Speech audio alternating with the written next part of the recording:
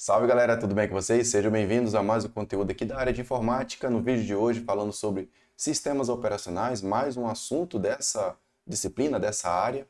E aqui a gente vai falar sobre sistema de arquivos, a organização e o gerenciamento de dados. No final do vídeo a gente responde 4 ou 5 questões de concurso sobre esse tema, tá? Que é bastante recorrente. Então, primeiramente, a importância do sistema de arquivos, que a gente vai chamar em alguns momentos aqui de SA. Ele desempenha um papel fundamental, né, o sistema de arquivos, na organização e gerenciamento dos dados. Né? Ele cria uma estrutura para armazenar os dados nos dispositivos de armazenamento, que a gente entende aqui que seja a memória secundária. Permite, então, que os computadores possam armazenar, depois recuperar e também manipular as informações de maneira eficiente. Então, o sistema de arquivos, né, ele proporciona essa estrutura de maneira lógica que permita armazenar, recuperar e manipular as informações de um computador. E a gente entende computador aqui desde o computador de bolso, que é o smartphone, desde o computador pessoal, o computador de mesa, que é o desktop, como vocês estão vendo aqui, como também os servidores, que são aquelas máquinas, né, com alto poder de processamento, de armazenamento, que servem os dados na internet, em data centers, né? Então, em todos eles faz uso de um sistema de arquivo para armazenar os seus dados na memória, tá bom? Função principal do SA, né, do nosso sistema de arquivos, é proporcionar essa estrutura que organize e armazena os dados, nós falamos disso, né, incluindo arquivos, diretórios, então a gente vai ter uma seção aqui falando de diretórios, de endereços lógicos, né, aqui de armazenamento, em dispositivos, né, como disco rígido, o HD, né, ou o HDD, e SSDs e assim por diante, são as memórias de armazenamento permanente, né, nossa memória secundária.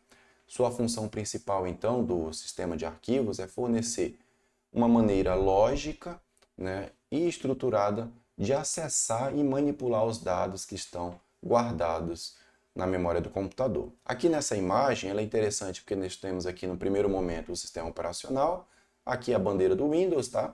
Mas poderia ser também Linux.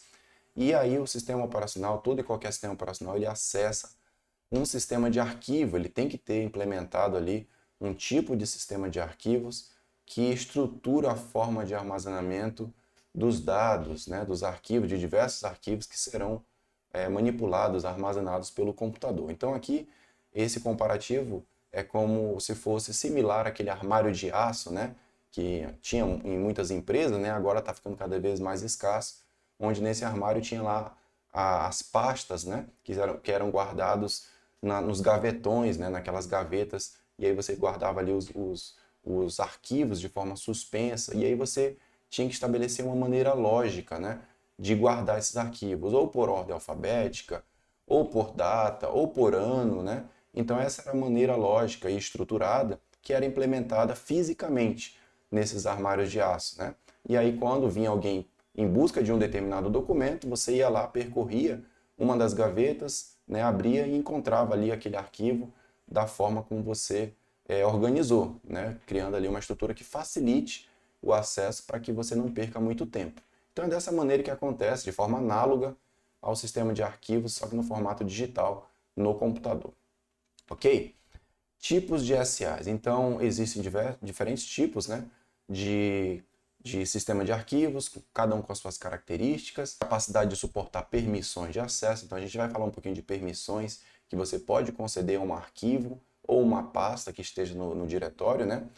Estrutura de diretórios hierárquicos, então é implementada uma estrutura de hierarquia. A gente conhece bem que é aquela estrutura de árvore que tem, né, no Windows Explorer, que você consegue ali acessar o caminho de cada uma das pastas e subpastas.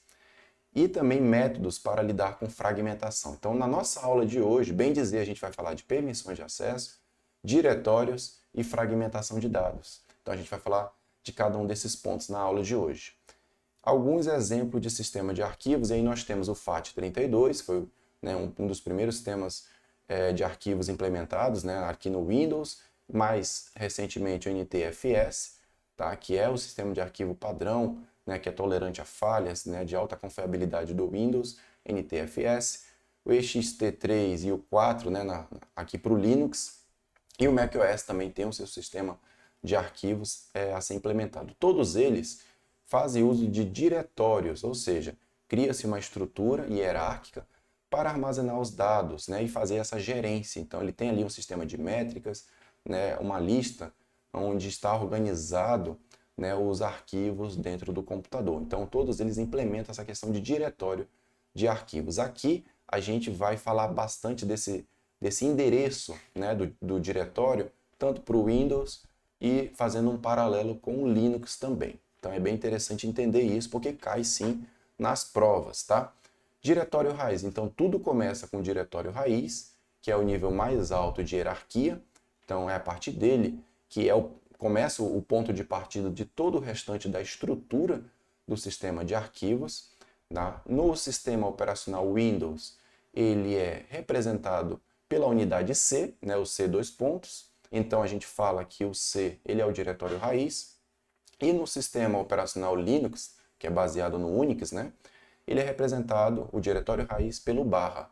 Então aqui é barra, como vocês estão vendo aqui na imagem, né, essa ilustração representa aqui um diretório do Linux, começando com um barra, e aqui vem o restante dos subdiretórios. Então a gente pode dizer que aqui é o diretório raiz, e a partir dele começam então os subdiretórios. Temos esse primeiro subdiretório, esse segundo aqui vinculado à pasta home, né? Esse terceiro diretório aqui vinculado à pasta user, né? E assim por diante. Então é o diretório raiz e os seus subdiretórios. Se a gente quiser percorrer cada um desses arquivos, é dito que existe um endereço para você acessar, né, esse arquivo no computador.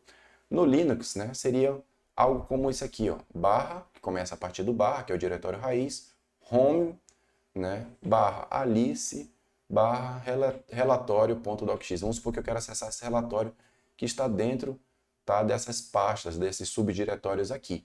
Tá? Então eu poderia localizar aqui ele a partir do barra e assim por diante. No Windows seria algo como isso aqui, né, ó, C dois pontos, barra home, barra alice, barra relatório.docx. Notaram uma diferença aí entre os dois tipos, né, de endereçamento, né, do diretório? No Linux a barra é a barra normal, né, e no Windows é a barra invertida, além de ter o C dois pontos, que é o diretório raiz dele.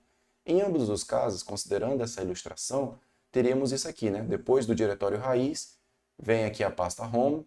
Dentro de home, temos aqui a pasta Alice.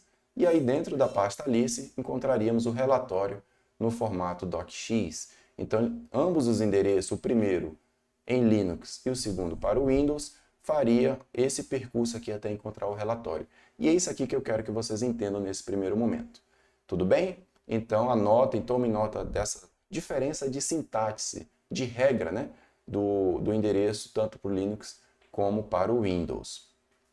Caminhos absolutos e relativos. Agora a gente vai falar de duas formas de caminhos, tá? Esse que a gente acabou de ver é um caminho absoluto, ou seja, ele especifica a localização completa de um arquivo ou diretório em relação ao diretório raiz. Então você conseguiu ver agora há pouco a localização do arquivo, do relatório, começando desde a raiz, lá do barra, no Linux, ou do C dois pontos do Windows, até chegar no relatório.docx. Né? Então aquele ali é um caminho absoluto. A gente tem aqui o exemplo, ó, C dois pontos, né? Aí a barra invertida no Windows, não vá confundir, né? Program Files, né? Os arquivos de programa, barra Microsoft Office, barra Word.exe. Então aqui é para executar o Word, ele percorre, ele está dentro desses subdiretórios, né? E o raiz está aqui. Tá? Então esse aqui é um exemplo de caminho absoluto. Se eu tiver um outro HD na minha máquina, naturalmente esse outro HD ele recebe essa outra nomenclatura aqui de D, né? D dois pontos é o diretório raiz também, só que desse outro disco rígido, dessa outra memória secundária. Também aqui, ó, documentos, dentro de documentos temos projeto e temos um relatório.docx. Nesse exemplo aqui, ambos são considerados caminhos absolutos. Tudo bem? Ok? E aí a gente então diz que aqui a gente consegue visualizar, né, o diretório raiz, o ponto de partida, que é o C dois pontos no Windows, e o barra, né, que nós vimos lá no Linux.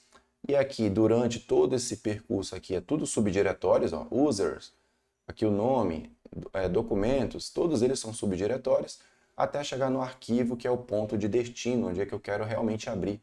Tá? Então, isso acontece no computador, né, em notebooks, smartphones. Às vezes você tem uma foto que você tirou, né, e você quer localizar o endereço dela para saber em que pasta ela está dentro do seu celular. Então, você vai lá ver as propriedades, né, daquele arquivo e você consegue ver o caminho. No computador, a gente pode clicar com o botão direito do mouse em cima do arquivo, né, escolher propriedades e aí você vem aqui nessa abazinha detalhes. Tá? E aí dentro de detalhes você consegue ver aqui, ó, caminho da pasta. E aqui mostra, né, o caminho da pasta do arquivo. Beleza? Então percebam que é dessa maneira que você encontra o caminho, né, do diretório até chegar àquele arquivo. Que mais? Caminhos relativos. Especifica a localização de um arquivo. Então ele também especifica a localização de um arquivo ou também de um diretório.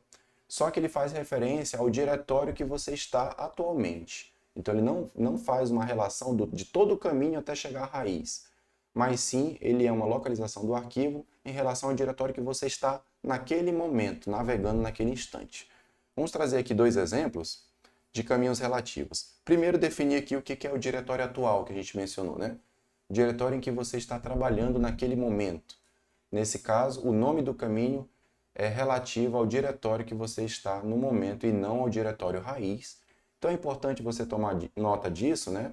Tanto do que está em azul como em vermelho aqui, sublinhado ambos, né? Para que você entenda o que é o diretório atual. Porque ele faz, os caminhos relativos, eles são sempre referentes ao diretório atual que você está navegando. Então, a primeira forma de criar um caminho relativo é o ponto. Utilizando o ponto, é usado para representar o diretório atual. Por exemplo, ponto barra arquivo txt. Significa que eu vou estar procurando o arquivo txt no diretório atual. Então, eu estou naquele diretório, eu coloquei ponto barra arquivo txt, ele vai procurar esse arquivo naquele diretório atual. E aqui a gente tem esse exemplo, ó. Vamos supor que eu estou navegando aqui, ó, C, né, que é o diretório raiz, user, Marcel, documentos, e aqui eu sei que existe esse arquivo dentro de documentos. Só para vocês saberem que existe esse arquivo aqui dentro da pasta documentos. Tá? Então vamos supor que eu estou navegando aqui, estou em documentos, tá? Eu não entrei aqui no arquivo, eu estou simplesmente nesse diretório atual. Então meu diretório atual é esse aqui, ó, documentos. E aí eu vou pesquisar para encontrar aquele arquivo, então eu vou digitar ponto barra arquivo.txt. Então ele é um caminho relativo porque ele vai buscar esse arquivo.txt no diretório que eu estou atualmente, que é o documentos. Se eu tiver em outro diretório e tentar encontrar esse arquivo, talvez ele não esteja lá. Então eu consigo buscar o arquivo no diretório atual que eu estou navegando. Tá? Então eu utilizo aqui ponto, aqui no caso contra barra, né? arquivo.txt para buscar, abrir esse arquivo aqui no diretório atual que eu estou navegando, que no caso aqui é documentos. Tudo bem? Vamos ver um outro tipo aqui também, que é o ponto duplo. É usado para representar o diretório acima do diretório atual. Então, por exemplo, tem aqui, ó, ponto, né, barra videoaula.mp4, então a gente entende que seja um arquivo de vídeo aqui, né? Significa que eu estou buscando esse arquivo de vídeo no nível acima, no diretório acima do meu diretório atual, tá bom? Então significa que estou buscando esse arquivo aqui no nível acima do diretório atual que eu estou. Vamos ver um exemplo aqui para tentar clarear, né? Vamos supor que eu estou navegando aqui, ó, C, diretório raiz, user, Marcel, documentos, imagens. Eu entrei nesse caminho aqui todo, tá? Vamos supor que o meu diretório atual é esse aqui, ó, tá? Eu estou aqui em imagens. E aí eu quero pesquisar esse arquivo aqui, quero buscar esse arquivo no diretório que está acima do meu, tá? Então eu quero buscar esse MP4 que está aqui em documentos. Como é que eu faço?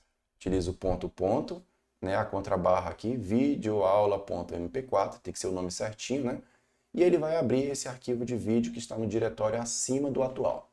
Então é isso. Simples assim. Quando eu utilizo apenas ponto contra barra, eu estou buscando no diretório que eu estou aqui. Então, se esse vídeo estivesse aqui dentro de imagens, então eu utilizar somente um ponto. Como ele está na pasta do diretório anterior, acima, né? Então eu utilizo ponto contra barra e aí ele vai buscar no diretório acima. Tá bom? Isso aí são dicas de caminhos dentro do diretório para você navegar, para você buscar, tá? E isso, às vezes, né, pode ser que caia. para saber se você conhece, né, essa navegabilidade dos endereços do diretório de um computador, de sistema de arquivos.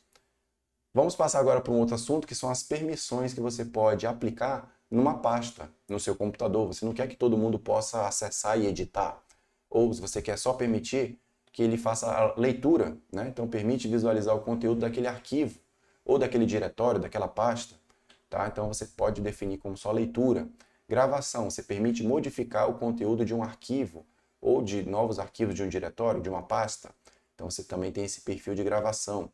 Execução é um perfil que permite executar programas, né? Ó, arquivos executáveis, executar um programa. Você pode também permitir ou não a execução de programas. Então, as permissões são atribuídas a arquivos ou então também a diretórios. Isso é importante, tá? Tanto arquivos e diretórios. Em sistema de arquivos você pode definir, tá? Esses níveis de permissões, como vocês viram aqui, leitura, gravação e execução. Tomem nota disso, que é importante. Vamos ver então aqui um exemplo, tá? Eu vou até abrir aqui, ó, essa janelinha.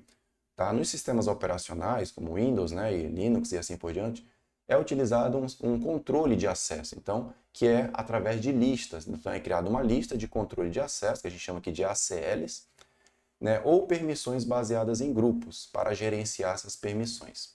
Então aqui, vamos supor que eu entrei no arquivo ou no diretório, cliquei lá com o botão direito, entrei nas propriedades, tá, daquele arquivo, eu vou aqui na aba Segurança, e aí quando eu entro aqui em Segurança, tem aqui, ó, nome do grupo de usuário. Então aqui tem a parte do sistema, tem aqui o usuário Marcel, tem aqui administradores.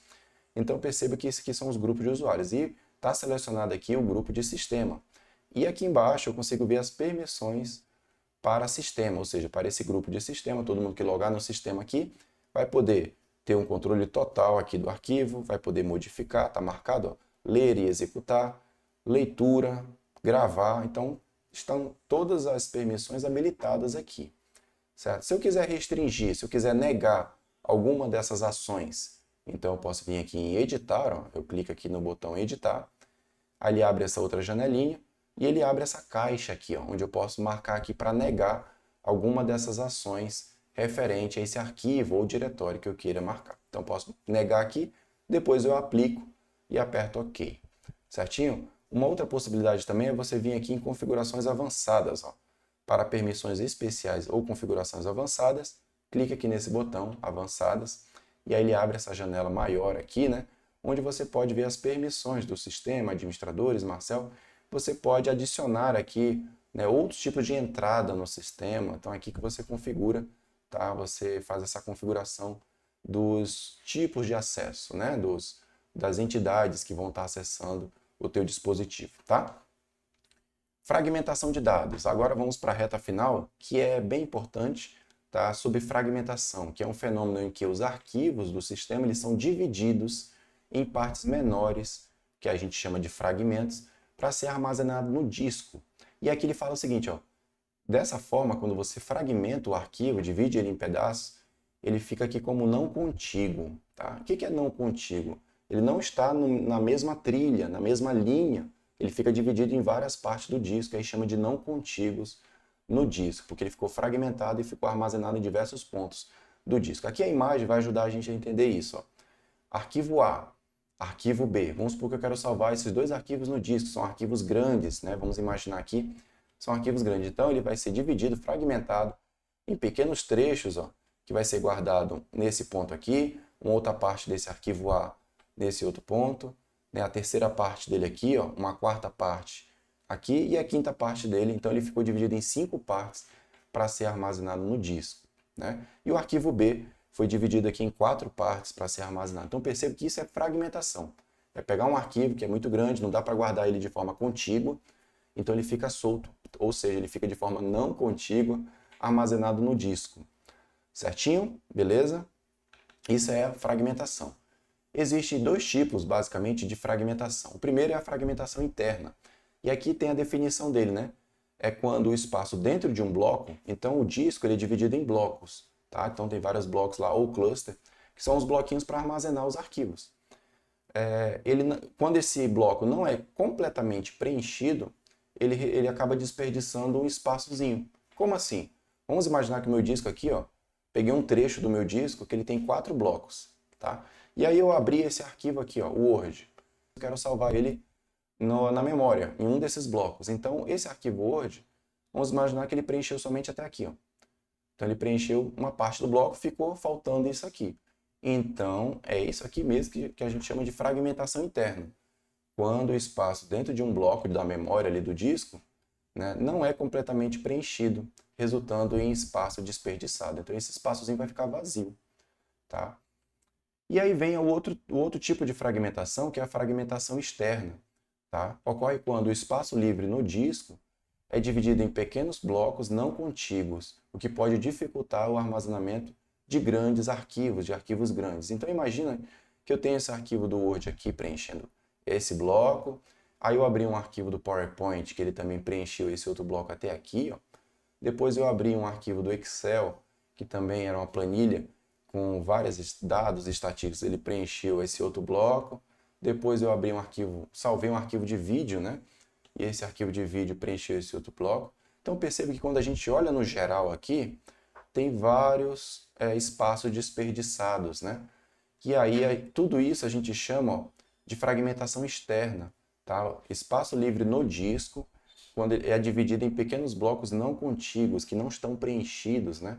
E que dificultam o armazenamento de arquivos grandes, que é quando eu tenho um arquivo maior, eu tenho que ir dividindo ele pequenininho, fragmentando ele para encaixar uma parte aqui, aí eu encaixo outra parte do arquivo aqui, e aí depois para me recuperar esse arquivo eu tenho que sair procurando em vários pontos do disco, o que gasta tempo e aí piora o desempenho da máquina. Tá? Então esse aqui é um problema de fragmentação de armazenamento dos dados no disco, tá bom?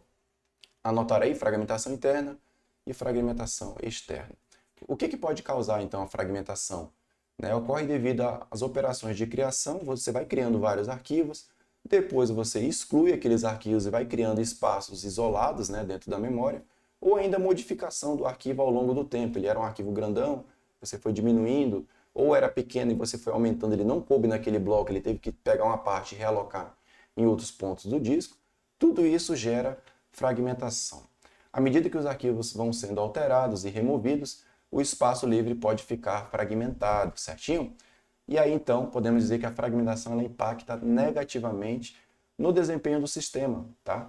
Pois pode levar tempos de acesso mais longo e uma utilização ineficiente do espaço do disco. Então, esse aqui é um problema da computação, né, nesse tipo de armazenamento dos dados na memória secundária, tá? Então, nós vimos aqui a causa e como a fragmentação se apresenta, né, sendo um ponto negativo aí na parte de armazenamento.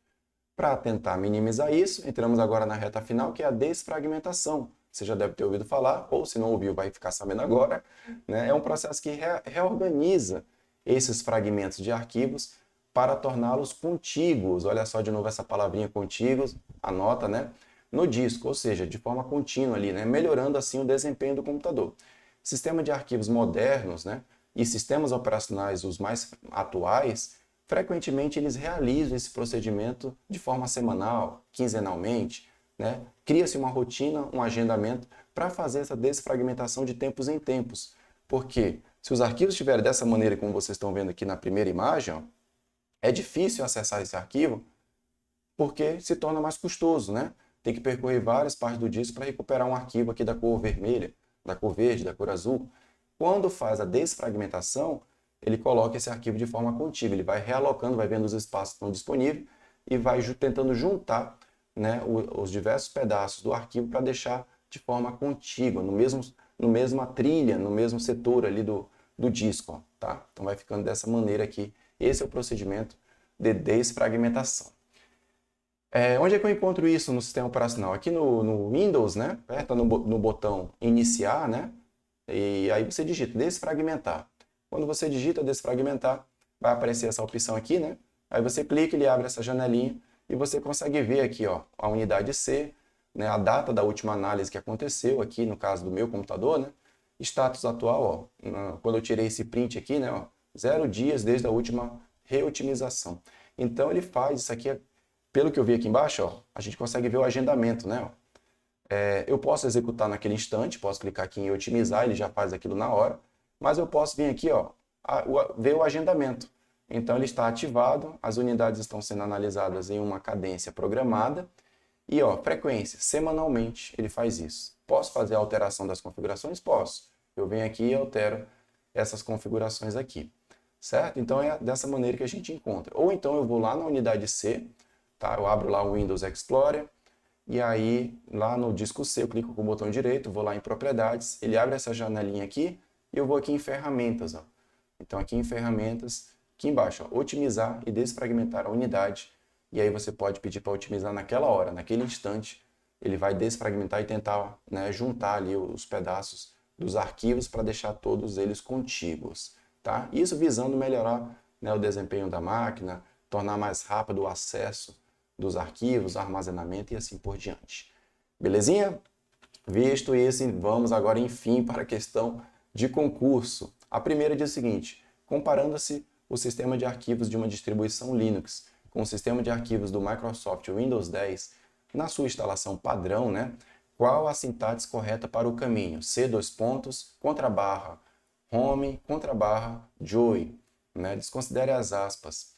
Em uma distribuição Linux, como é que ficaria então a conversão desse endereço do Windows no Linux? Alternativa A, alternativa B, alternativa C, D ou E, pessoal? O que vocês marcariam aí, tá? Com relação ao que nós vimos, falamos isso na aula de hoje. Se quiser pensar um pouquinho, pausa o vídeo, vou trazer a resposta agora para vocês. A alternativa C, né? Então fica aqui barra home, barra joy, é assim que é a sintaxe, né, do endereçamento do diretório no Linux, tá bom? Vimos isso, estava bem tranquilo, né? Mais uma questão. Assinale o benefício que é obtido pela ferramenta administrativa do Windows 10, conhecida como desfragmentar e otimizar unidades. Então, qual é o benefício? Ele pergunta aqui, ó, benefício quando você desfragmenta suas unidades, né, e otimiza. Alternativa A, acessar os arquivos com mais eficiência. Alternativa B, aumentar a segurança dos arquivos. Alternativa C, eliminar cópias de arquivos redundantes. Alternativa D, eliminar pastas subutilizadas. Ou alternativa E, reorganizar as pastas de arquivos. E aí, o que você marcaria nessa questão? Qual é a finalidade dessa funcionalidade que nós vimos aqui na nossa aula de hoje? Se quiser pensar um pouco, pausa o vídeo. Vou trazer a resposta agora para vocês. Alternativa A, acessar os arquivos com mais eficiência. Então, esse é o objetivo, tá, dessa ferramenta do Windows, tá? Que reorganizando os fragmentos, né, colocando todos eles de forma contígua, consequentemente os arquivos serão acessados com mais eficiência. Tudo bem? Anotem, é importante, né? Mais uma questão. Um sistema de arquivos se trata de um conjunto de estruturas de dados e instruções lógicas que permitem ao sistema operacional gerenciar os arquivos. O sistema operacional Windows já empregou vários sistemas de arquivos. O sistema de arquivos utilizado pelo Windows, que oferece maior tolerância a falhas e confiabilidade é alternativa A, alternativa B, alternativa C, alternativa D ou alternativa E. O que você marcaria aí nessa questão? Se quiser pensar um pouco, pausa o vídeo, vou trazer a resposta agora para vocês. A alternativa C, né, o NTFS, né, que a gente não falou das abreviações, né, mas é de New Technology File System, um sistema de arquivos, nova tecnologia de sistema de arquivos, tá? O NTFS é o sistema de arquivo que oferece essa maior tolerância, a tolerância a falhas, confiabilidade, é o sistema de arquivos que é adotado como padrão do sistema operacional Windows, tá? Mais uma questão, qual sistema de arquivos abaixo é nativo do ambiente Linux? Alternativa A, B, C, D ou E, pessoal? Nós vimos também isso aqui na aula, né, de hoje, então, qual é a alternativa? Se quiser pensar, pausa o vídeo, trazer a resposta agora para vocês. Alternativa A, tá? Então, esse aqui nós vimos que tem o 3, né, o ext3 e o 4 também, para o ambiente Linux. Então, ele é um sistema de arquivos nativo do sistema operacional Linux. A respeito dos conceitos de hardware do sistema operacional Windows 10 e das ferramentas usadas em redes de computadores, julgue o item abaixo. No Windows 10, para a desfragmentação do disco rígido do computador, é utilizado o recurso limpeza de disco. Certo ou errado? E aí, o que você marcaria nessa questão? Essa aqui está fácil, a gente viu, né? E se quiser pensar um pouco, pausa, eu vou trazer a resposta agora para vocês. Alternativa errado, né? Alternativa errada é ótimo. Errado, né? Porque a gente tem o recurso lá de desfragmentar e otimizar o disco. Mas existe também esse recurso aqui de limpeza. Aí eu pergunto para você, o que faz a limpeza de disco? Já que tem o desfragmentar o disco e a limpeza, qual é a diferença? Até recomendo que você pesquise, tá? A limpeza de disco, vou falar rapidamente, é o processo de eliminar arquivos que não estão sendo utilizados, arquivos temporários, né? Aqueles arquivos que são considerados lixo dentro do disco, ele faz essa limpeza tentando, né, desocupar o disco para oferecer, né, um espaço maior para os outros arquivos que de fato precisam, né, da utilização do disco. Tá? Então, limpeza de disco é importante entender que é diferente da desfragmentação do disco. Belezinha? Fechamos então aqui a nossa aula de hoje. Espero que vocês tenham gostado. Deixa aí teu like para dar um apoio aqui pra gente, tá? Mais informações para ter acesso a esses materiais, tudo aqui na descrição desse vídeo. Eu vou ficando por aqui e eu vejo vocês na próxima. Até lá. Tchau.